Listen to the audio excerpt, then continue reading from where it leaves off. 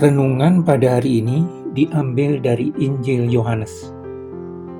Demikian firman Tuhan yang disampaikan di dalam Yohanes 18 ayat 28 sampai 32.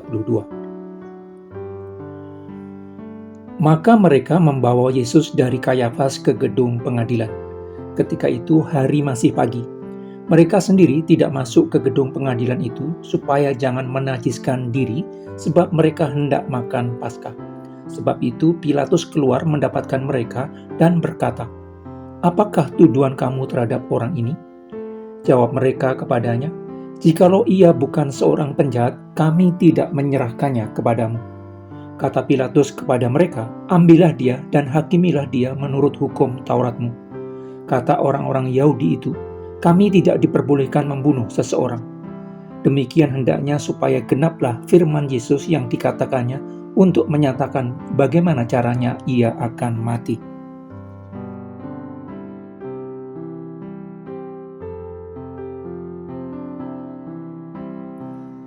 Salah satu keistimewaan orang Israel yang tidak dimiliki oleh bangsa lain, mereka memiliki Taurat.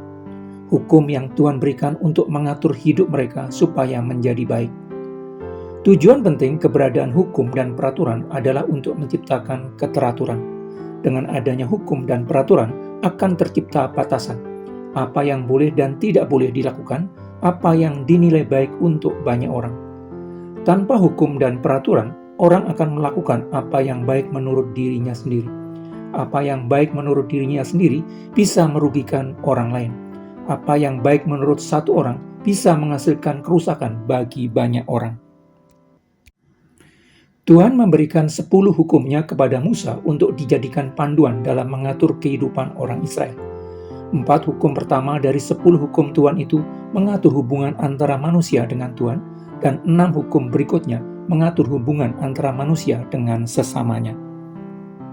10 hukum Tuhan itu kemudian dijabarkan ke dalam berbagai peraturan dan ketetapan yang lebih terperinci yang mengatur kehidupan orang Israel, baik selama 40 tahun perjalanan di padang gurun maupun setelah sampai di negeri yang dijanjikan Tuhan.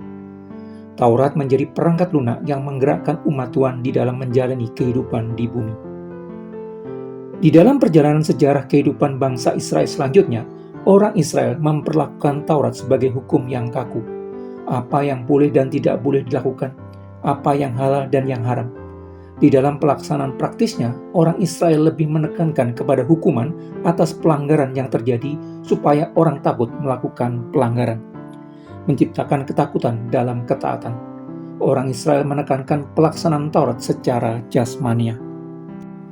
Kemudian ketika Yesus Kristus mulai melakukan pelayanan dengan mengajar tentang perbuatan besar yang dilakukan Allah, yang menunjukkan kasih Allah yang begitu besar akan dunia ini, yang menekankan kasih sebagai penggerak dalam kehidupan, kasih kepada Allah dan kepada orang lain.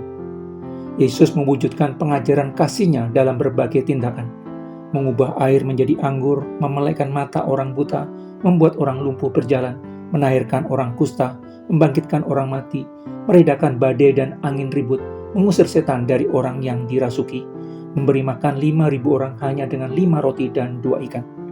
Berbagai perbuatan baik bagi banyak orang. Tetapi atas berbagai pengajaran dan perbuatan baik bagi banyak orang itu, para pemimpin rohani Yahudi menganggapnya sesat. Karena itu mereka lalu menangkap paksa Yesus dan membelenggunya. Walau tidak bisa menemukan dan membuktikan bahwa Yesus telah melakukan kejahatan, para pemimpin Yahudi membawa paksa Yesus kepada Pontius Pilatus untuk dihukum mati. Pontius Pilatus adalah kepanjangan tangan kerajaan Romawi yang menguasai Israel yang ditempatkan di Yudea. Pilatus bertanggung jawab kepada Kaisar Romawi Tiberius. Tiberius menuntut setiap orang yang ditempatkannya sebagai kepala daerah di suatu wilayah yang menjadi jajahan Romawi untuk bersikap bijak dengan tidak menolerir setiap pemberontakan yang menentang Romawi, tetapi sekaligus tidak bersikap sewenang-wenang kepada penduduk di wilayah tersebut. Kewajiban Pontius Pilatus sebagai kepanjangan Romawi di Yudea menjaga keseimbangan antara keamanan dan penghormatan kepada penduduk, mengharuskan terjadinya kestabilan keadaan masyarakat. Karena itu berbagai hal yang berpotensi menyebabkan terjadinya gejolak keamanan dan politik harus diredam. Ketika Pontius Pilatus bertanya kepada rombongan para pemimpin rohani Yahudi itu tentang tuduhan mereka terhadap Yesus, mereka menjawab, "Jikalau Yesus bukan seorang penjahat, para pemimpin rohani Yahudi itu tidak menyerahkannya kepada Pilatus." Padahal para pemimpin Yahudi tidak pernah bisa menunjukkan kejahatan yang dilakukan Yesus. Para pemimpin Yahudi telah melakukan pelanggaran berat terhadap perintah ke-9 dari dasar titah Tuhan, jangan mengucapkan saksi dusta tentang sesamamu. Bukan hanya berkata tidak benar tentang Yesus, para pemimpin Yahudi telah memfitnah Yesus. Fitnah merupakan tindakan sengaja mengatakan sesuatu yang tidak benar, memutarbalikkan kebenaran, memalsukan kebenaran tentang seseorang dengan tujuan destruktif. Fitnah merupakan dusta yang dilakukan dengan memutarbalikkan cara pandang orang dengan tujuan menghancurkan orang yang dituju. Di dalam fitnah, semua unsur kejahatan dari dusta lengkap terwakili. Fitnah merupakan dusta dengan kadar paling tinggi. Ketika orang memutarbalikkan kebenaran tentang seseorang, orang yang dibicarakan akan menanggung akibat dari tuduhan jahat tersebut.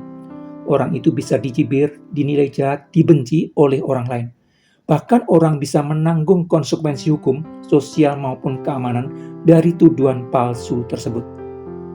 Ketika Taurat yang bersifat rohani diperlakukan sebagai hukum jasmania, akan terjadi ketidakselarasan antara panduan kehidupan dengan tindakan jasmania mereka. Ketika kemudian Pontius Pilatus meminta mereka membawa Yesus dan mengadilinya dengan Taurat, para pemimpin Yahudi langsung menjawab, "Kami tidak diperbolehkan membunuh seseorang." Jawaban itu menunjukkan bahwa para pemimpin Yahudi ingin Yesus dihukum mati oleh Pontius Pilatus, bahkan sebelum diadili. Pada saat yang sama, mereka tahu tentang perintah jangan membunuh di dalam Taurat, tetapi mereka tetap ingin membunuh Yesus. Perintah ke-6 dari dasar titah Tuhan ini melarang setiap manusia melakukan pembunuhan, melarang manusia mematikan manusia lainnya, karena pembunuhan berarti menghancurkan kehidupan yang Tuhan berikan. Pembunuhan menghentikan nafas yang Tuhan hembuskan kepada manusia. Melakukan pembunuhan berarti melawan Allah sendiri, sang sumber dan pemilik kehidupan. Orang melakukan pembunuhan karena merasa bahwa dirinya berhak hidup sedangkan orang lain tidak berhak. Orang melakukan pembunuhan karena merasa dirinya benar dan orang lain salah. Orang melakukan pembunuhan karena keberadaan orang lain dianggap sebagai pengganggu bagi dirinya, dengan segala keinginan yang berpusat kepada egonya. Ketika orang melakukan pembunuhan, dia telah menempatkan dirinya sebagai Allah, pihak yang berhak menghentikan dan menghilangkan nafas hidup orang lain. Para pemimpin rohani Yahudi ingin membunuh Yesus dengan meminjam tangan orang Romawi.